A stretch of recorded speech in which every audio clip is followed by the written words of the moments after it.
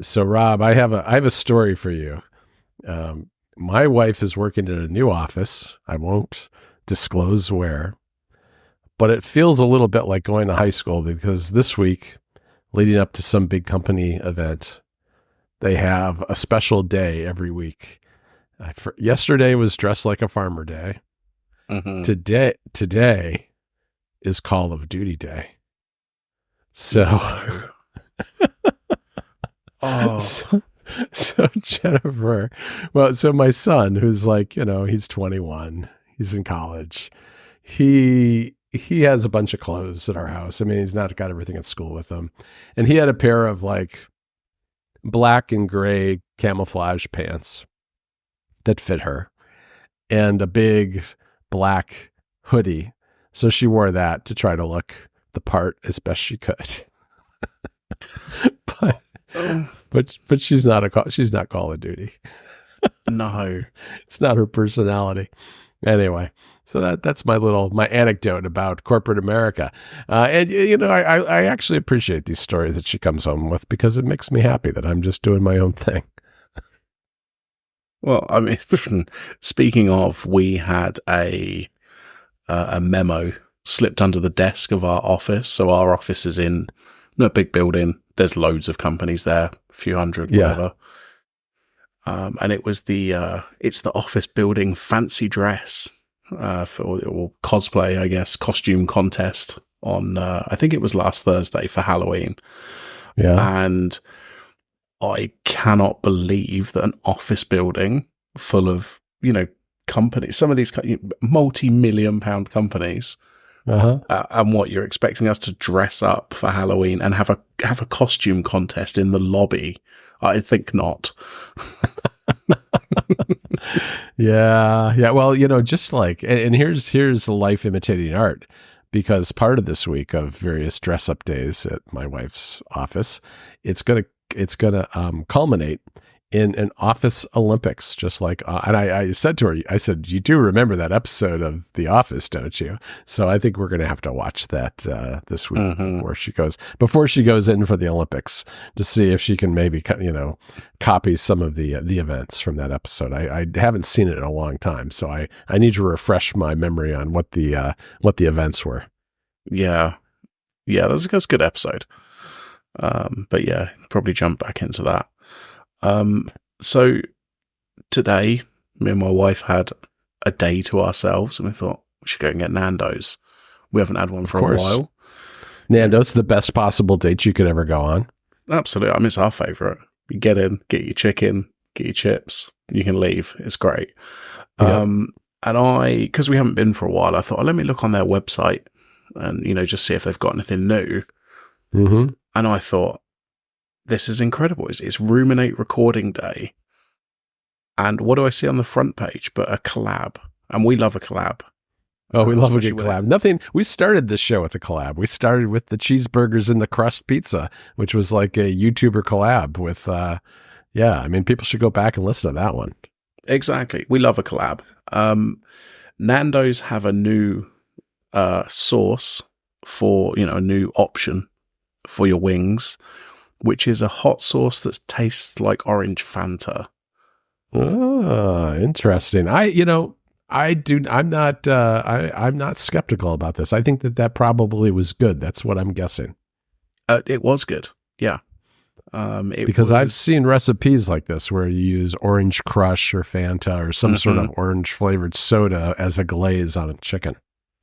Oh, absolutely. Yeah. Orange is pretty common. It's pretty common for flavoring chicken in general. Right. But because, I'm a good podcaster, of course, I had to order these as a side to my main meal.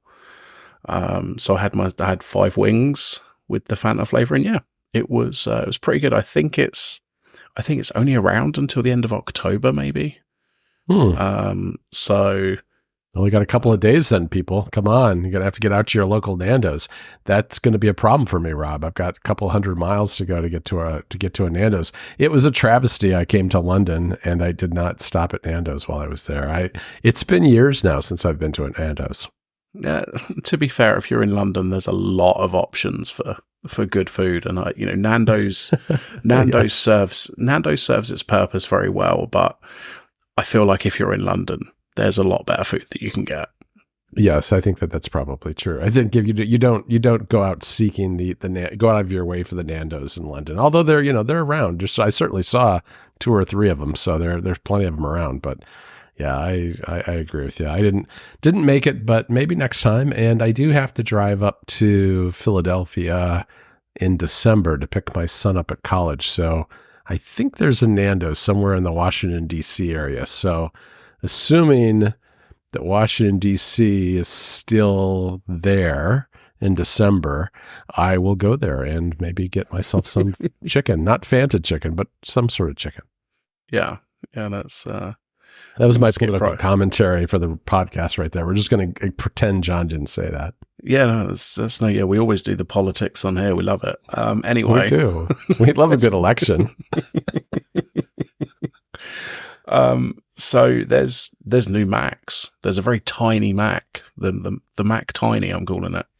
Yeah, it's a wee little Mac. I love the wee little Mac because, as I said on the Dawn, I said, if this had been available when I bought my Mac Studio, this is what I would have bought, because the top end Mini is effectively what I have in a Mac Studio. I have 64 gigabytes of memory.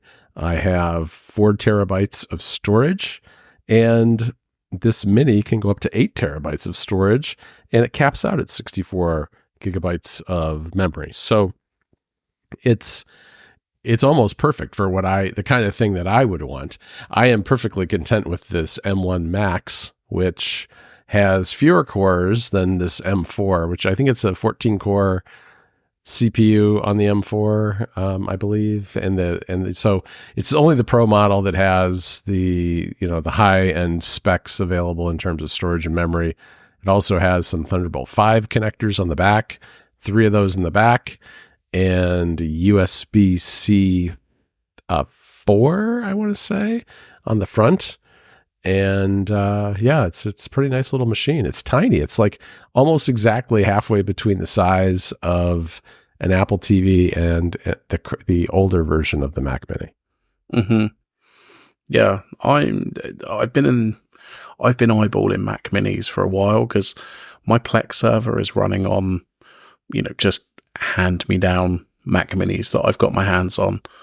But I feel like at some point I need to get just buy a new one, buy a decent one, get everything running smoothly, because I seem to have a lot of problems with these older ones. And this is perfect because it's really small. I can hide it out of the way. It's it's not going to cause me any hassle to have it in my office. Right. So yeah, I'd be interested to see what people think when they get units and reviews and stuff like that. Yeah, I think it's really fascinating because it really spans a wide range of computing needs, because at the very introductory level, it's $599, which, for a Mac, that's a really good price. That's not the most powerful Mac, but if you're using it for a server that's just doing things like backups and serving, streaming your Plex over your network, that kind of stuff, you probably don't need a very powerful Mac. What you really need is a Mini like this with a lot of really large hard drives attached to it that are fast. They're like, USB-C 3.2 or Thunderbolt or whatever. And that'll do you just fine. You don't need a lot of compute to do a lot of the things people do with those Mac Mini servers. The Mac Mini server I have now is a pretty high-end Mac Mini from the Intel days, the last series of Intel versions. And so it's doing great still, but it also generates an enormous amount of heat. It's noisy and it's hot. And it sits in a closet away from my office, thank goodness, but it generates a lot of heat. And I expect that this one will be warm too, but probably not terrible. At least not nearly as hot as an Intel one gets. So I would like it for that as well. I mean, I'm a big fan of basically hanging as large a SSD as you can get off of something like a Mac Mini, because you can get those Samsung T9 SSDs which are USB 3.2, and if you wait and time your purchases with things like Black Friday or Prime Day or whatever, you can usually, they're expensive, but you can still get them for a pretty good bargain. I mean, I think last Prime Days, some of those SSDs were like 45% off. Oh yeah, absolutely. I mean, that's exactly what I did. So I have, it would have been the older model, I guess. This is when the PS5 came out. And I wanted a drive just for PS4 games, and those drives are tiny as well. And I've literally just Velcroed it to the side of my PS5. It's been absolutely fine. They're really solid drives.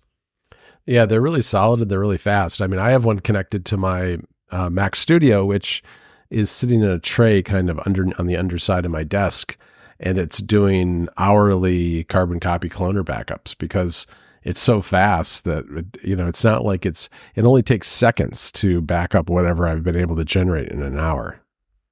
Yeah, no, that's a really good shout. They are really good. So I might get one. Soon. Yeah. Well, that's good. I think I will not, only because the Mac Studio is still serving my needs. And this is like one of the things I kind of wanted to talk to you about a little bit, which is like figuring out what tech is good enough for what you use it for, because there's always something that's better than either what you can afford or what you need. And there's always this temptation to kind of like, at least for me, because I like new stuff and I like cutting edge tech, and I'm always tempted to get something more than I need. And the reality is, even though I'm doing things like audio editing and occasionally some video editing, I just don't need, I don't really need it. I don't need a Mac Pro. I certainly don't need a Mac Studio probably. Mac Mini is just fine. And once you look at the Mini, you can kind of decide, where do you want to be on that curve? For me, I would probably go with the M4 Pro, partly because when I do some video stuff, it does make a difference having a good CPU, GPU combination. So it would save a little time there, but most of that stuff is negligible compared to what I do most of the time, day in and day out, which is, click around in a browser and type some words on a page. So, you don't need much to do that. In that sense, I mean, my M1 MacBook Air is still serving me well. I still use it. Yeah, I mean, we briefly mentioned this before we started recording, and the microphone arm that I have, it's not a fancy one. If I could click my fingers and get whatever, I'd probably get the fancy streamer one that everybody has that's like low profile and sits out the way. Mm-hmm. But I really don't need to spend that money. Like the one I'm using, I bought when we started recording this podcast, 9 years ago now. It's kind of ugly. It mostly works. Like it maybe moves around a little bit. It doesn't kind of stay where it should. But it kind of does the job. And in some ways it's the same with the Mac Mini I'm using for Plex. Like I am getting a bit fed up with the issues, but for the most part, it just sits there and it's quite happy streaming, movies and TV shows and stuff like that. I don't necessarily feel the need to always upgrade this stuff, because if I spend, say, $500 or $1,000 or whatever, that's got to improve my life fairly significantly for me to want to spend that. Right. No, I agree. And the thing is that especially a lot of it comes down to, I think, what you're going to use it for, whether it's just, for stuff you're doing with your free time, or whether it's a work-related thing or whatever it happens to be. But even with like work-related stuff, I mean, we talked a little bit on the last episode about how we've been diving into doing some YouTube stuff on Mac Stories, and I was not going to make a huge investment in that. I wanted to see how it goes first. And so one of the things that I've been doing for some of these short reviews that I've been doing is I've got my iPad mini. My last generation iPad mini is my camera that shoots my face, because it's just a 12 megapixel camera, but it takes perfectly fine video if you have good lighting. And then I use my iPhone for the top down shots for showing off hardware. And then I have Final Cut Pro on the iPad, and those things allow you to, that app lets you do multicam, and it saves a lot of time because it syncs everything up.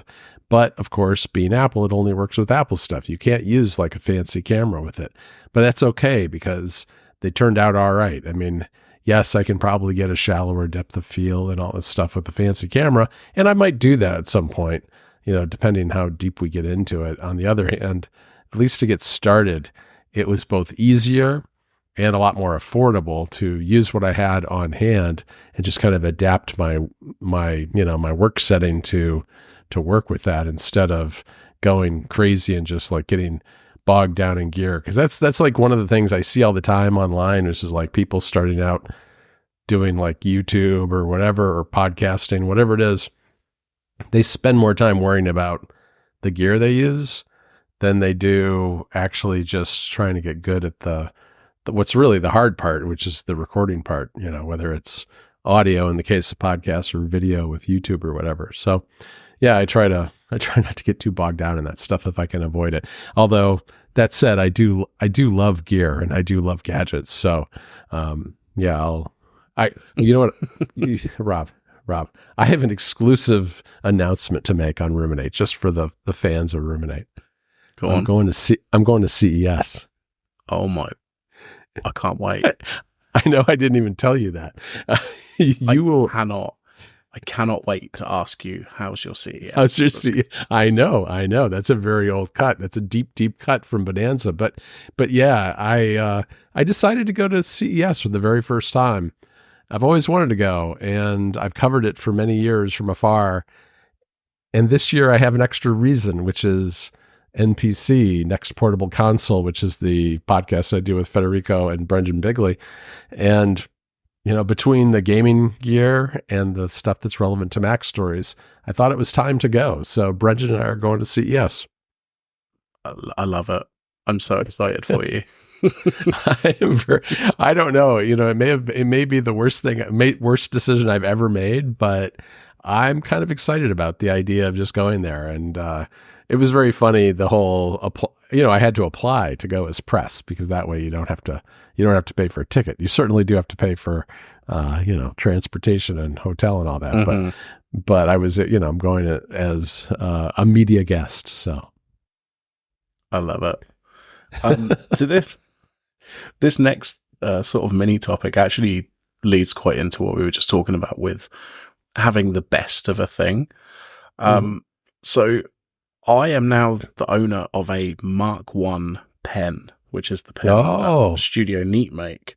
Yeah, a very fancy pen. It is so fancy. I mean, as I said this on Mastodon, this is too fancy for me. I remember when you told me this privately, I was like, Rob, do you even use pens? Right. I mean, I can sort of write in the way that most adults can. Right. And I do really like using this pen. I'm sure it's a very beautiful pen. And I mean, I've heard that it writes quite nicely. I think actually years ago I wrote with a prototype back in the day, but I've never owned one. Yeah. And then like this turned up. So I won this. I donated to Enigma Stationery's St. Jude campaign. And I won it in a raffle there. Nice. But it turned up and I'm using it. And then I found myself on Studio Neat's website and I'm like, oh, they do notebooks. Oh, there's other types of pens they do. And like, what am I doing? I barely write anything. I know. It is one of those things. I mean, for a while, there was a time when I collected field notes notebooks, those little tiny notebooks, which were from Chicago where I used to live. And I still have dozens of them that I have never used. And I eventually stopped collecting them because I'd stopped using pen and paper, like completely, basically. They still come in handy once in a while, so I'm slowly but surely burning through them. But for the most part, I don't use them. But that pen looks phenomenal. What model is it? Yeah, so this is a special edition. It's the Enigma edition. So it was Enigma Stationery's edition. Okay. That they did. So it's got this sort of teal and sort of sparkly glitter finish to it. Oh, neat. Yeah, so it's really like that. The blog post I wrote, I thought it was going to be funnier, and then I'd sort of written it, and I was like, I'm posting it anyway, because I really what I was attempting to do was do a parody of pen reviews. The likes of Brad at the Pen Addict would do. And it really turns out I know nothing about pens. Like, I don't even have... You don't have the vocabulary. Right. I don't have enough knowledge. I mean, at one point, I'm just like, yep, it's definitely got ink in it. Because I don't know about any of this stuff. You're like, it made a really nice line when I made a mark on the paper. Yeah, exactly. You know, but I took some photos and, you know, so you can see what it looks like there. And Enigma have got a page up on their site as well, which has obviously got much nicer product photography on it. Sure. But yeah, I mean, this isn't available to buy, because you know, special edition, it says this edition includes 100 units only. Oh, wow. So yeah, I have it. It's too fancy for me, John. I've even got a notebook out so I can start using actually start using it every now and again. Wow. I like it. Well, that's fantastic. I know what you mean about not even knowing anything about it, because the first time I ever wrote about a video game, I was like, oh, this is very different than an app. This is very hard compared to what I'm normally, used to writing about. And there's just different language and different things that you have to consider with different types of products or software, whatever it happens to be. So I totally get that was not something that necessarily came naturally if you're not a pen person to begin with, or, listen to all the pen shows or whatever it happens to be. But that's cool. I don't know if Brad listens, and I apologize, Brad, but I deliberately don't listen to the Pen Addict because I know what will happen and I'll end up buying loads of stuff. This is why I stay away from keyboards myself. Yeah, it's because I can tell that I would probably get very deep into them if I actually understood the difference between a cherry red and a cherry brown or whatever it happens to be. Right. Yeah, and I feel like we're now getting into another area where we don't have the vocabulary to talk about it. No, we don't. People have to tolerate my reviews of Logitech keyboards on YouTube where I'm like, oh yeah, you hit the buttons and they work. It's pretty awesome. Yeah. Don't really care about how they feel or if they make noise. Definitely. But yeah, that's funny. So, Rob, we are going to promote a little thing for Club Mac Stories before we go today. We have one other topic to cover, but first, I wanted to mention just really quickly that we're doing a 20% off sale for annual plans, because Club Mac Stories has become like a more and more integral part of Mac Stories in general, and includes, of course, Ruminate. Ruminate is part of our family of 6 podcasts now. And so we wanted to just encourage people to check out what Club Mac Stories is all about, because not only is it important to us in order to be able to do things like have Ruminate on the site and do a bunch of other things and work with other writers and things, but it also comes with a bunch of different perks, because depending what level you're at, I mean, everybody gets a weekly and a monthly newsletter, and that's been going on now for, it's been like 9 years. So we've been putting those newsletters out. We've done something like 550 newsletters or something. It's really kind of crazy. And I've done every single one of those except for the first 20 or so. So we have tons of newsletters. If you're a Club Premier or Club Plus member, you also get the Discord, which is a great community of smart people talking about apps and media and software and Apple and all that kind of stuff. But we've also got special versions of the podcast, like Mac Stories Unwind, which comes out early and ad-free for all club members. We do special things during Apple events.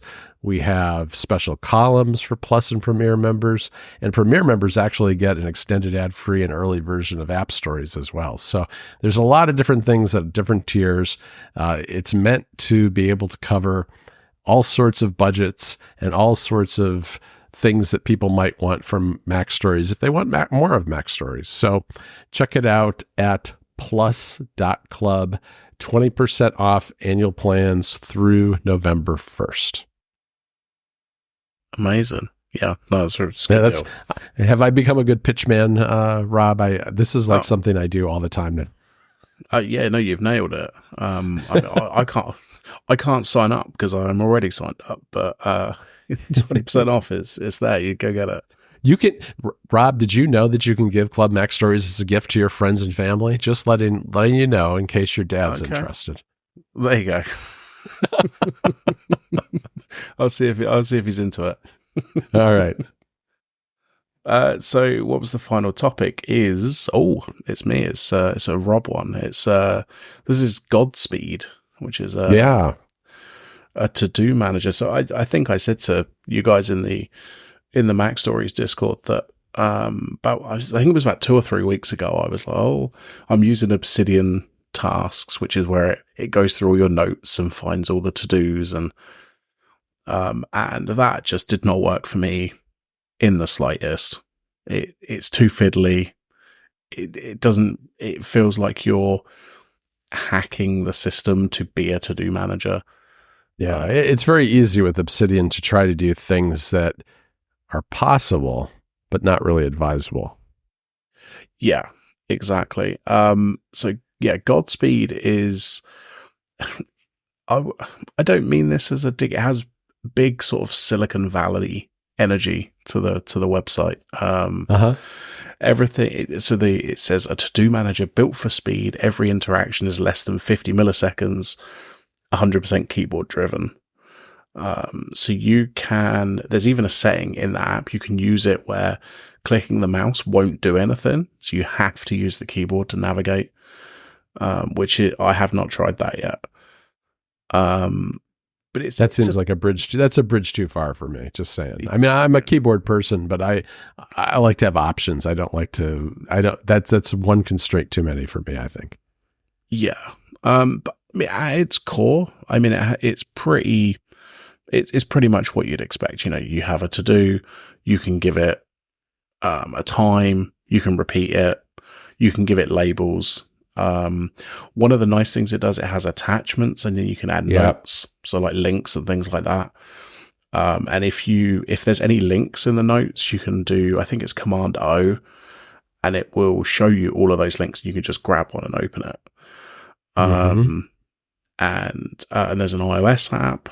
They have an API, which is one thing I've not seen before, where people they're using iCloud Sync, but they're obviously syncing it to their servers as well, so that there's an API that you can use, which you do not see very often. I think a lot of the time, if it's in iCloud, people just keep it there, and that's it. Right. Yep. Makes sense. Yeah, I don't know that I've ever seen that, actually. That's an interesting... I mean, like, for instance, Todoist has an API, but I believe they have their own sync service. They don't use iCloud, if I remember correctly. Yeah, that's really interesting. I have tried this many months ago. It did not stick. I think it didn't stick because of the mobile apps, if I remember correctly. Because I found it to be really nice on the Mac and not so great on like the iPhone, iPad. Yeah, I would say the same thing. I think the problem they've had on the mobile version, so there is a built-in shortcut, whatever you call it, where you can just do the quick add, which is nice. So I've added that to my home screen. Okay. And that will just add it to your inbox. But you're totally right. I think what they've done with the iOS app is like they've taken the design language of the Mac app and the way it's all keyboard driven, and everything's kind of done with swipes, and it's kind of weird. Like it doesn't feel natural on the phone. Is this a Web Technologies app? Am I remembering this right? Do you think? I'm not sure. It may very well be.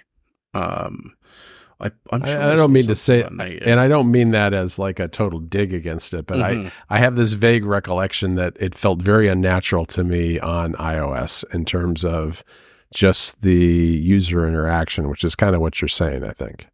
Yeah, absolutely. And I have just noticed they have a web version of it, which makes me think even more it probably is some kind of React Native or some other kind of web technology. No, that works for me on the Mac, and I tend to not do a lot of reminders and things like that on my phone anyway, so I'm not overly concerned with what the iOS app does, as long as I can, put new tasks in and it goes into the inbox.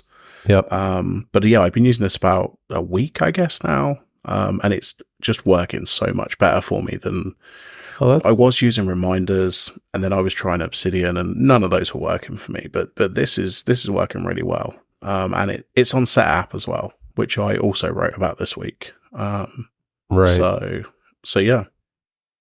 Yeah, I mean, it is good. The reason I was attracted to it was because of the keyboard driven aspect of it on the Mac in particular. And it's got a really nice, clean, modern design with, like side panels and then a main window area. It has, nested tasks. And as you said, I think not enough apps really handle attachments very well, but my recollection is that this one does quite a nice job with that. And yeah, I think those are all great things. And I love that there's an API in particular and shortcuts integration and all of that. That's really pretty good. Pretty cool. Well, actually, does it have shortcuts? I guess it has the API, which would allow you to get to shortcuts essentially. It does have shortcut support as well. Okay. So it's got URL stuff, Scheme. It's got an API. Yeah, URL schemes. Thank you. But yeah, it does have shortcuts as well. Yeah, I see it here now. What I will say is if you're intrigued by this, but you're still not sure. I mean, firstly, they have a trial, so you can just try it out. Yeah. But Matt Birchler has a nice video about Godspeed on his YouTube channel. Which was actually where I originally heard about it. So this was actually from March this year, so it's quite a while ago now. But he's obviously, because it's a video, you can get the visual component, and he goes over all the features and how it works and stuff like that. And that's a really nice video, so we'll put that in the show notes as well. Oh, very good. Yeah, it looks like the pricing, if you don't get it through SetApp, is $48 a year or $6 a month, and there's a 2-week trial. So. Yeah, that's good. I may actually dive back into this at some point. I just switched back to reminders from things not that long ago, and so I'm a little hesitant to switch reminder apps right now because it's a lot of work in a lot of ways. But this one looks pretty cool. Yeah, I've really been enjoying it. It works really well for me. And it has a very nice icon. It does look like the new Reader icon, and if they're next to each other on iOS, you'll never tell the difference. Oh yeah, that's true. Ruby looks a good lightning bolt. Godspeed's a little bit of an odd name, I gotta say. But yeah. I like this. I like this website. I do like the design of this website. Yeah, the website is really good. Like it gives probably the best overview of an app I've seen, like anywhere for a long time. This is a solid marketing site. Yeah, I would love to know, like, if this is like some sort of template or something, because I could see ripping this off basically for a future project, because I like the way it looks. I'm going to save this in my inspiration folder if I had one. Yes. But yeah, I actually do have that now, but that's a topic for another time. All right. Well, we'll do that. We'll have to compare where we stash things like this. All right. Yeah, definitely. All right. Well, we'll be back in a couple of weeks then, and I'll speak to you soon. All right. Talk to you later. Bye.